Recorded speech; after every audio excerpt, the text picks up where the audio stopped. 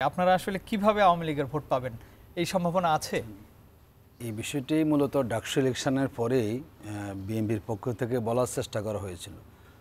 দেখুন, জগন্নাথ হলে সব হিন্দু ভোট সেখানে ছিল। সাদিক কাইম যিনি বিপি নির্বাচিত হয়েছেন বিপুল ভোটে, প্রায় 3 গুণ বেশি ভোট পেয়েছেন, সেখানে মাত্র 10 ভোট পেয়েছেন। তো জগন্নাথ হলের নিঃসন্দেহে সব ভোট এটি আওয়ামী লীগের ভোট।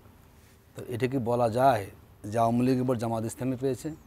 বরং জগন্নাথ হলের ভোট প্রমাণ করে যে আওয়ামী লীগের সব ভোট আসলে ছাত্রদল পেয়েছে। সুতরাং এই ন্যারেটিভ আমাদের বিরুদ্ধে দাঁড় করানোর কোনো যুক্তি নেই। জামাত যেরকম আওয়ামী লীগকে কখনো কনসিডার করবে না, আবার আওয়ামী লীগও তার রাজনৈতিক কারণে তারা কখনো আমাদের সহনশীল হবে না। সুতরাং আওয়ামী লীগ সহজেই বিএনপিতে ঢোকা সহজ, কিন্তু আওয়ামী লীগের পক্ষে জামাতে কখনো ঢোকা সহজ নয়। এটা কখনো আওয়ামী লীগ করবে না, আর জামাত ইসলামী কখনো সেই সুবিধা গ্রহণ করতে চায় না। আপনি যেটা বলেছেন কিছুক্ষণ আগে যে জামাত ইসলামী 2008 সালে 6% ভোট পেয়েছে, তখন জামাত নির্বাচন করেছে কতটা এলাকাতে? জোটবদ্ধ নির্বাচন হয়েছে, কিছু এলাকা ইলেকশন আমরা করেছি। পুরো দেশে ইলেকশন করলে এই পার্সেন্টেজটা অনেক দূর বেড়ে যেত।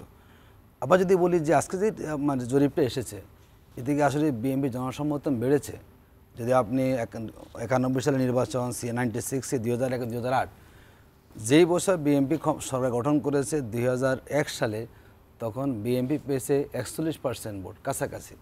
তার আগে 30%, 33%, 32% ভোট বিএনপি পেয়েছে। তো আমরা মনে করি বিএনপির এই পরিবর্তিত পরিস্থিতিতে জনসমর্থন কিন্তু বাড়েনি, তারা একটা স্থির পর্যায়ে আছে। আর জামাত ইসলামী যেহেতু একটা পজিটিভ রাজনীতি আমরা করছি, আমাদের অবস্থানটা কিন্তু জ্যামিতিক হারে বাড়ছে। এটি আমাদের আমরা আশা পোষণ করি যতই সময় গড়াবে তত জামাতের এই সমর্থনের জায়গাটা দিন দিন বাড়বে। কারণ দেখুন, 5ই আগস্টের পরে বাংলাদেশে জামাত ইসলামের রাজনীতি, অনেকে বলে এখন সরকারে বিএনপি আছে, কারণ একটা সরকারি দলের যা সুযোগ সুবিধা ভোগ করার কথা সব কিন্তু বিএনপি করছে। আচ্ছা, বাংলাদেশে যত জায়গায় এখন দখল চলছে, টেন্ডার চলছে, চাঁদাবাজি চলছে, এটা কোথাও কি জামাত ইসলামী আছে?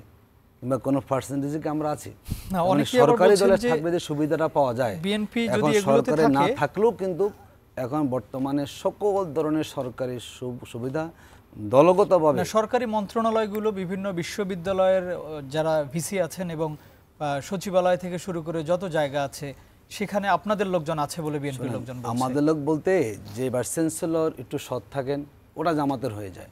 আর যিনি মানে করাপ্টেড থাকেন কিংবা যিনি একটু ধরেন যে বায়াস হয়ে যান, তিনি আর আমাদের থাকেন না। আমরা মনে করি এটি অসত্য কথা।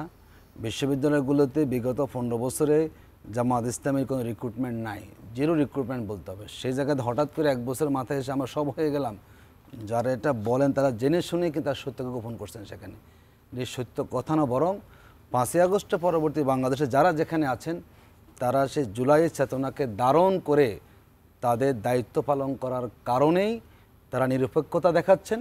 এই নিরপেক্ষতাটাকে এখন বলা হচ্ছে কি তারা জামাত করছেন।